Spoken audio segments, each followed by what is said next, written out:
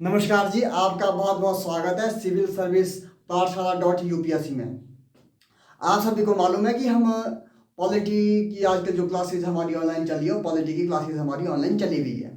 और आप देखेंगे कि पिछले कल हमने नागरिकता किया भाग 2 संविधान का, हमने जो भाग 2 किया उसमें क्या था, नागरिकता का उल्लेख संविधान भाग में किया गया था, भाग 2 में। और अनुच्छेद आपने देखा होगा, अनुच्छेद भी मैंने कल आपको करवाए और भाग भी आपको मैंने करवाया। और नागरिकता के बारे में उस समय की परिस्थितियों को देखते हुए नागरिकता कैसे कैसे दी जाती थी या किन किन आधार के ऊपर नागरिकता देने का जो समय प्रोविजन था, वो सारा आपको मैंने कल 5 से 11 के बीच में, अनुच्छेद 5 से 11 के बीच में मैंने आपको कल करवाया है। और मैंने आपको बोला था कि नागरिकता को लेकर सिर्फ उस समय की परिस्थितियों को देखते हुए सरकार या हमारे जो संविधान निर्माता थे उन्होंने उस समय की परिस्थितियों को देखते हुए जो संविधान में नागरिकता का जो उल्लेख किया था उस समय की परिस्थितियों को देखते हुए किया गया था। लेकिन नागरिकता को लेकर संविधान में नागरिकता कैसे ली जा सकती है या नागरिकता कैसे जाएगी या नागरिकता के ऊपर कानून कौन बनाएगा या इस तरह की जितनी भी सारी चीज़ें थी वो सभी चीज़ें उस समय उल्लेख संविधान निर्माताओं ने संविधान में नहीं की थी।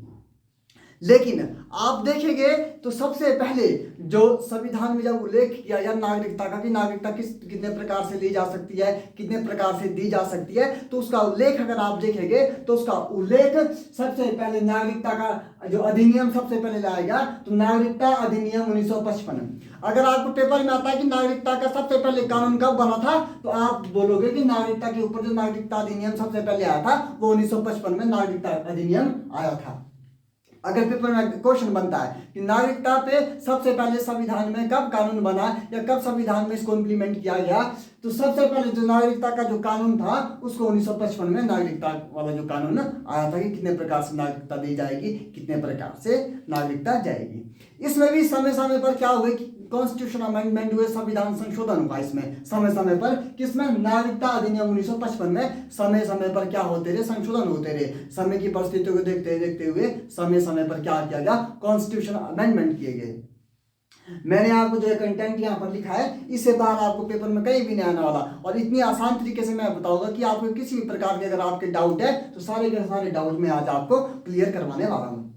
तो नागरिकता अधिनियम सबसे पहले कब आया, 1955 में। अगर प्रश्न बनता है कि नागरिकता का उल्लेख मूल संविधान में है, बिल्कुल भी नहीं, क्योंकि नागरिकता का जो अधिनियम आया, नागरिकता जो एक्ट आया, सिटीजनशिप एक्ट जो आया वो 1955 में आया, 1955 में आया। तो नागरिकता के ऊपर अगर क्वेश्चन आता है कि नागरिकता का उल्लेख मूल संविधान में है, तो आपने क्या कहना है कि बिल्कुल भी नहीं, नागरिकता का जो अधिनियम है 1955 में आया। अब मैंने आपको बताया कि समय के साथ साथ इसमें कई सारी परिस्थितियों के आधार पर इसमें समय समय पर क्या होते रहे, अमेंडमेंट होते रहे, कॉन्स्टिट्यूशन अमेंडमेंट जिसको संविधान संशोधन भी कहा जाता है। तो आप देखेंगे कि 1955 के अधिनियम में सबसे पहले अमेंडमेंट कब हुआ, 1986 में। अगर आपको क्वेश्चन आता है कि संविधान जो नागरिकता अधिनियम है ये सबसे पहले कब कानून आया, कब अधिनियम लाया गया, तो 1955 में। अगर आता है ये जो नागरिकता अधिनियम 1955 आया था इसमें सबसे पहले कॉन्स्टिट्यूशन अमेंडमेंट, इसमें सबसे पहले संशोधन कब हुआ, तो 1986 में, 1986 में सबसे पहले नागरिकता अधिनियम 1955 में क्या हुआ, संशोधन हुआ। फिर उसके बाद 1992 में हुआ, 2003 में हुआ, 2005 में हुआ, थोड़ा बतेरा इसमें क्या बोलते हैं अपना 2015 में हुआ, और उसके बाद आपको पता है 2019 में सिटीजनशिप अमेंडमेंट एक्ट और एनआरसी जैसी चीजें भारत सरकार ने, गृह मंत्रालय ने लेकर आए। लेकिन जो सिटीजनशिप अमेंडमेंट एक्ट है या अपना एनआरसी है, इसके ऊपर मैं अलग से एक वीडियो बनाऊंगा क्योंकि एक बहुत बड़ा आपको समझाना पड़ेगा। ये एक बहुत बड़ी विषय है और बहुत बड़ा टॉपिक कह सकते हैं आप, बहुत बड़ा टॉपिक है। तो इसको लेकर क्या है कि मैं आपको एक अलग से वीडियो बनाऊंगा। लेकिन आज आपको मैं इतना समझाऊंगा कि जो नागरिकता अधिनियम 1955 था वो क्या था, और उस मूल संविधान में आपको मैंने बताया मूल संविधान में नागरिकता अधिनियम 1955 का कोई उल्लेख नहीं है क्योंकि 1955 में आया नागरिकता अधिनियम, और सबसे पहले इसमें कॉन्स्टिट्यूशन अमेंडमेंट 1986 में आया। अब शुरू करते हैं। अब आपको मैं बता रहा हूँ नागरिकता अधिनियम से कब आया, 1955 में आया। कोई आपको पूछे नागरिकता अधिनियम कब आया, 1955 में। मूल संविधान में इसका उल्लेख है, बिल्कुल भी नहीं। और अगर आता है कि नागरिकता अधिनियम 1955 में सबसे पहले क्या बोलते हैं कॉन्स्टिट्यूशन अमेंडमेंट कब हुआ या उसमें संशोधन कब हुआ सबसे पहले, या सबसे पहले सुधार कब किया गया, इस तरह का क्वेश्चन आता है, तो 1986 में सबसे पहले इसमें सुधार किया गया। उसके बाद बीच बीच में सुधार होते रहे और लास्ट में सिटीजनशिप अमेंडमेंट एक्ट आया, जिसके बारे में मैं आपको अलग से वीडियो बनाने वाला हूँ, समझाने वाला हूँ। आज आपको नागरिकता अधिनियम 1955 मैंने कल आपको कहा था कि मैं बनाकर आपको एक वीडियो बनाऊंगा और इसमें आपको मैं सारे के सारे आपके डाउट क्लियर करूंगा। अब देखो नागरिकता लेने के अधिकार, सबसे पहले तो आप ये समझो कि भारत में कितने प्रकार से नागरिकता ली जा सकती है। तो मैंने लिखा है 1 2 3 4 5। तो अगर आपसे क्वेश्चन है भारत में नागरिकता कितने प्रकार से ली जा सकती है, तो कितने प्रकार से ली जा सकती है? 5 प्रकार से। और 5 प्रकार कौन कौन से वो मैं आपको समझा रहा हूं। आप देखेंगे जन्म के आधार पर। सबसे पहले आप नागरिकता कैसे ले सकते हैं? जन्म के आधार पर। हम और आपको भी कैसे मिली है? यहाँ पे हमारे को सभी को जन्म के आधार पर मिली है। हमारे जो दादा थे परदादा थे उनको भी कैसे नागरिकता मिली है? जन्म के आधार पर हमारे को नागरिकता मिली है। तो इसमें क्या था कि जन्म के आधार पर मान लो कोई पाकिस्तान से आ रहा है ताजमहल देखने के लिए, कोई लाल किला देखने के लिए आ रहा है, या कोई अयोध्या में राम मंदिर देखने के लिए आ रहा है, या कोई इंग्लैंड से कोई घूमने के लिए भारत में आ रहा है, और अगर उसका बच्चा कि उनका बच्चा भारत में जन्म लेता है तो उसको भी क्या था? नागरिकता थी। किसके आधार पर? नागरिकता अधिनियम 1955 के तहत उसको भी यहाँ की नागरिकता दी जा सकती थी अगर वो लेना चाहे। मान लो कोई पाकिस्तान से भारत में आया, कोई अपना ताजमहल देखने के लिए आया, लाल किला देखने के लिए आया, तो उसमें क्या होता था कि अगर उसका बच्चा यहीं पे हो सकता था जो पाकिस्तान से आया है, तो अगर वो चाहे तो उनको भारत की नागरिकता दी जा सकती थी। लेकिन इसमें क्या हुआ? मैंने आपको कहा कि सबसे पहले इसमें सुधार कब किया गया? 1986 में सुधार किया गया है। मैंने लिखा है ना, जन्म के आधार पर किसी को भी, मतलब किसी को भी। 1955 में क्या था कि किसी को भी दी जा सकती थी। मान लो कोई इंग्लैंड से भारत में अयोध्या मंदिर को देखने के लिए आ रहा है या भारत में घूमने के लिए आ रहा है, तो उसको क्या था? उसको यह था कि वो अगर उसका बच्चा यहाँ भारत में जन्म लेता तो उसको उसके बच्चे को भारत की नागरिकता दी जा सकती थी। यह 1955 में जो नागरिकता अधिनियम 1955 है इसके तहत था। जैसे मैंने यहाँ लिखा है किसी को भी दी जा सकती थी। लेकिन मैंने आपको यह भी कहा कि सबसे पहले सुधार कब हुआ? तो सुधार हुआ 1986 में। आप 1986 में सबसे पहले अगर इसमें सुधार हुआ तो इसमें क्या हुआ कि अगर भारत में किसी का बच्चा होता है और उसको जन्म के आधार पर नागरिकता दी जा सकती है, तो उसमें क्या होना चाहिए? उसके 1986 में जो हुआ उसमें यह हुआ कि उसके माता या पिता में से किसी एक की भारतीय नागरिकता वैलिड होनी चाहिए। मतलब एक की नागरिकता भारत की होनी चाहिए, तो उसको तभी इसमें भारत की नागरिकता जन्म के आधार पर उस बच्चे को दी जा सकती है। लेकिन उससे भी क्या हुआ कि उससे भी एक मिसयूज और बढ़ने लगा।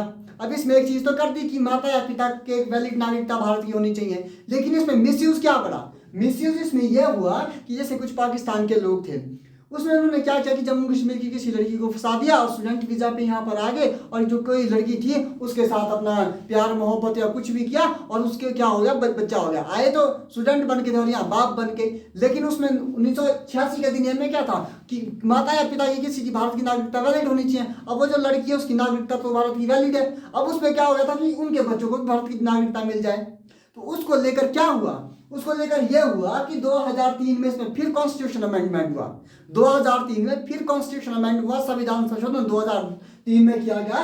इसमें जो ये मिसयूज बढ़ रहा था कि कोई पाकिस्तान से विद्यार्थी बन के आते थे और यहाँ पे बाप बन जाते थे, स्टूडेंट वीजा पर आते थे, और माता की नागरिकता तो भारत में ही है, क्योंकि ये 1986 बोलता है कि किसी एक की नागरिकता वैलिड होनी चाहिए भारत में। तो इसमें क्या हुआ? 2003 में जब अमेंडमेंट हुआ, इसमें क्या किया गया कि जन्म के आधार पर आपको तभी भारत की नागरिकता किसी बच्चे को दी जा सकती है अगर उसके माता या पिता दोनों, पहले क्या था सिर्फ माता या पिता में से किसी एक की नागरिकता होनी चाहिए। 2003 में क्या हुआ कि दोनों की नागरिकता होनी चाहिए, माता हो चाहे पिता हो, दोनों की भारत की नागरिकता वैलिड होनी चाहिए। उसके आधार पर क्या होगा? जन्म के आधार पर किसी बच्चे को भारत की नागरिकता दी जाएगी।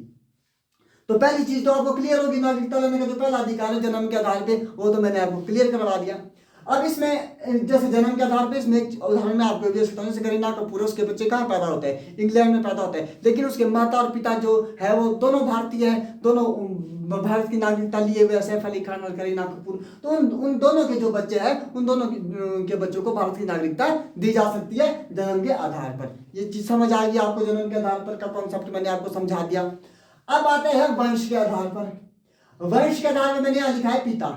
पहले क्या था कि वंश का आधार 1955 में पिता के लिए माना गया कि भाई वंश किससे माना जाएगा? पिता से माना जाएगा।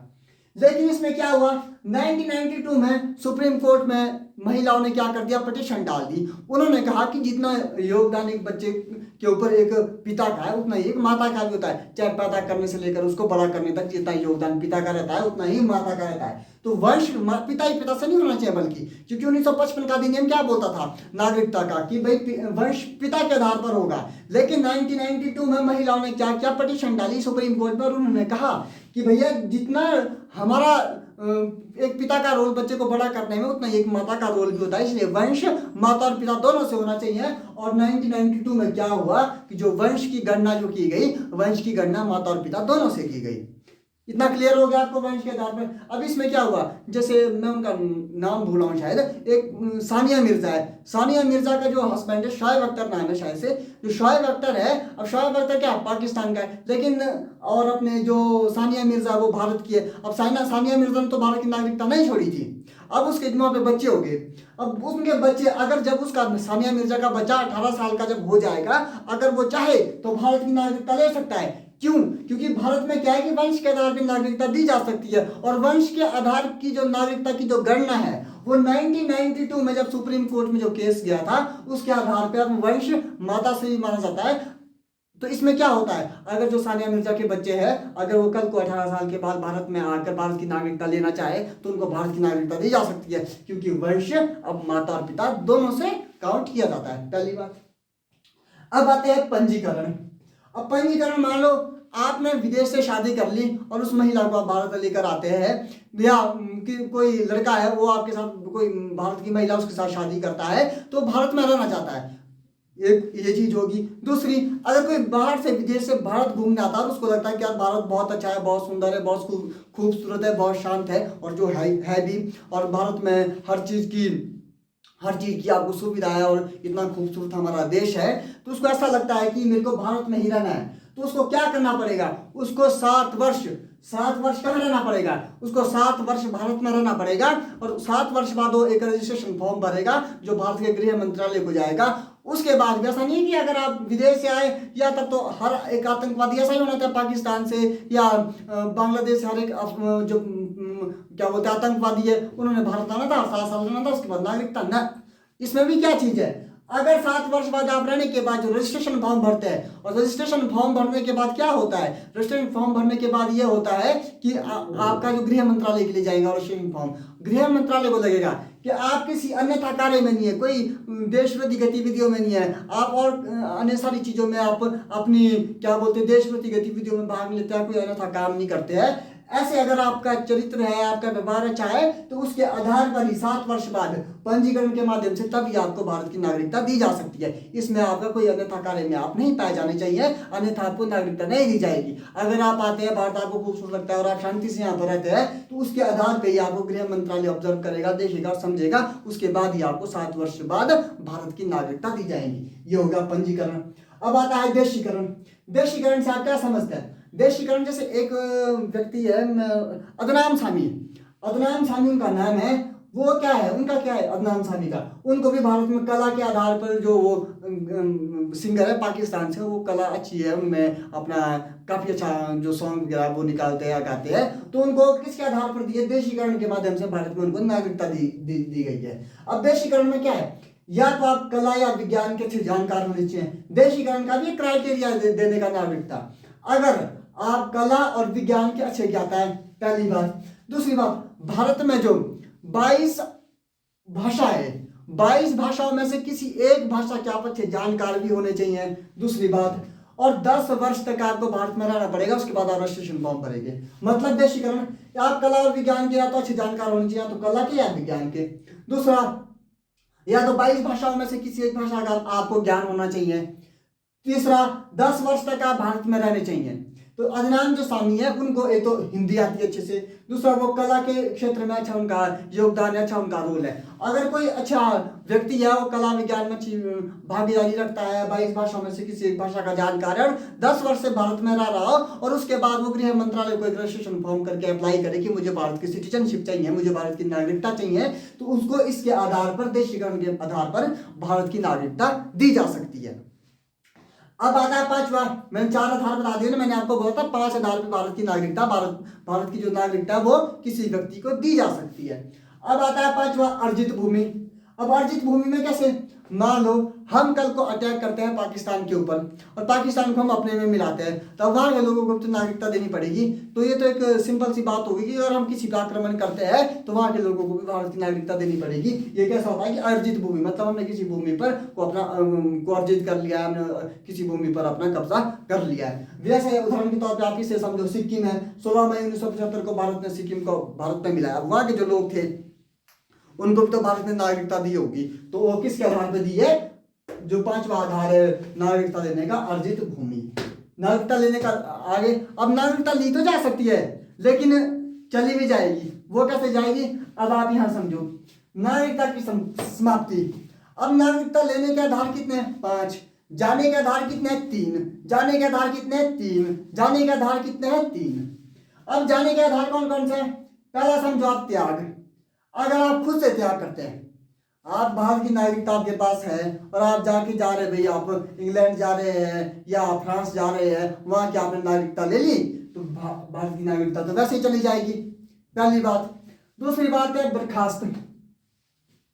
आप क्या करते हैं कि मान लो जैसे आपको ब्रिटेन के प्रधानमंत्री जो बाइडेन, वो भारत में आते हैं और आप या उनके ऊपर पथराव कर देते हैं या आप उनका विरोध कर देते हैं किसी बात को लेकर, मतलब आप उनका विरोध नहीं कर रहे, आप देश का विरोध कर रहे हैं, मतलब आप अपने देश का विरोध कर रहे हैं, आप अपने देश के अंदर जो हमारा मेहमान है आप उनका विरोध कर रहे हैं, मतलब आप देश का विरोध कर रहे हैं। तो ऐसे आधार पर क्या हो सकता है, कैसे आधार पर आपको बर्खास्त किया जा सकता है, आपकी नागरिकता को बर्खास्त किया जा सकता है अगर आप अन्यथा कार्य करते हैं, या आप ये समझो आप किसी आतंकवादी गतिविधियों में पाए जाते हैं, आप देश विरोधी गतिविधियों में पाए जाते हैं, तो इस आधार पर भी आपकी नागरिकता को बर्खास्त किया जा सकता है, आपकी नागरिकता खत्म हो सकती है।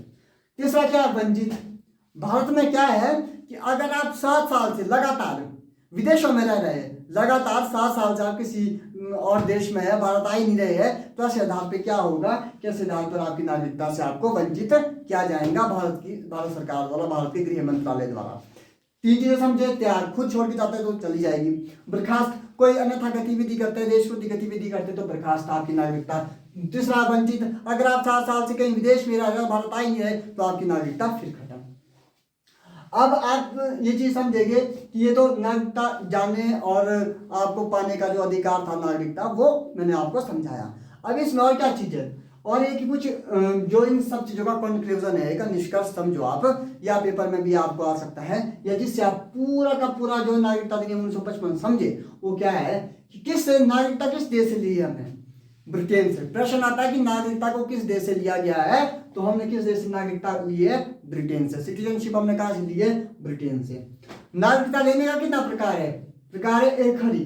भारत में कितने प्रकार की नागरिकता है, एक प्रकार की। ऐसा नहीं है कि आप आए और हिमाचल प्रदेश की नागरिकता ले लीजिए, तो हिमाचल प्रदेश की तो कोई नागरिकता नहीं। जैसे आप यूएसए जाओ तो यूएसए में स्टेट की नागरिकता और है, वहां पे देश की नागरिकता और है। तो भारत में ऐसा नहीं, आप उत्तर प्रदेश चल जाओ जी, मेरे को उत्तर प्रदेश की नागरिकता हो, उत्तर प्रदेश की कोई नागरिकता नहीं है भारत में, हिमाचल प्रदेश की कोई नागरिकता नहीं है। यहाँ एक ही प्रकार की नागरिकता, वह हिंदुस्तान की नागरिकता, भारत की नागरिकता। तो कितने प्रकार की नागरिकता भारत में, एक प्रकार की नागरिकता है। अधिनियम कौन सा नागरिकता को लेकर, मैंने आपको समझाया 1955 के अधिनियम के तहत नागरिकता को लाया गया। प्रथम संशोधन कब हुआ, मैंने आपको बोला कि सबसे पहले सुधार कब किया गया नागरिकता अधिनियम 1955 में, 1986 में। तो अगर प्रश्न बनता है कि सबसे पहले कॉन्स्टिट्यूशन जो अमेंडमेंट हुआ या सबसे पहले सुधार कब किया गया, तो 1986 में आपने बोलना ही है। प्राप्त करने की विधियां, नागरिकता प्राप्त करने की विधियां 5 प्रकार से, और नागरिकता जाने की विधियां 3 प्रकार से। और नागरिकता पर कानून बनाएगा कौन, मैंने आपको कल भी समझाया था, जो कल आपको मैंने अनुच्छेद 11 अनुच्छेद 11 क्या बोलता है कि संविधान में यह उल्लेखित है कि अगर आने वाले समय में जब नागरिकता पर कानून बनाएगा तो कौन बनाएगी, संसद, और संसद में कौन बनाएगा, गृह मंत्रालय। तो भारत में जो नागरिकता पर अगर कानून बनेगा तो कौन बनाएगा, कौन सा मंत्रालय, कौन सी मिनिस्ट्री, होम मिनिस्ट्री। कौन सा मंत्रालय, गृह मंत्रालय। ये तो नागरिकता था भाग 2 का जो पार्ट था। अब हम कल भाग 3 कराएंगे। तो आपका बहुत बहुत धन्यवाद, थैंक यू।